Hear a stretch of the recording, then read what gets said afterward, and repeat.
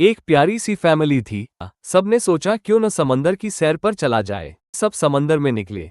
उमर धीरे धीरे चप्पू चला रहा था। चेहरे पर हल्की सी मुस्कान थी। अलीना पानी में हाथ डाल रही थी और छोटी छोटी रंगीन मछलियां उसके हाथों के पास से गुजर रही थीं। अचानक समंदर के बीचों बीच एक चमकता हुआ बुलबुला पानी से उभरा। कश्ती उस बुलबुले के अंदर चली गई और पल भर में सब कुछ बदल गया। अब उनके चारों तरफ एक अनोखी रोशनी से जगमगाती दुनिया थी और रंग बिरंगी मछलियां हवा में तैर रही थीं, जैसे उनके पर हों। हर तरफ एक जादू सा सुकून था। उमर ने हैरानी से कहा, अलीना, क्या हम किसी और दुनिया में आ गए हैं?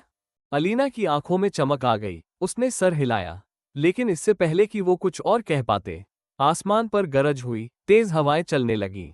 समंदर की बड़ी बड़ी लहरें उठी और एक जोरदार तूफान आ गया। कश्ती पलट गई। पानी में शोर था, चीखें थीं और सब एक दूसरे से जुदा हो गए।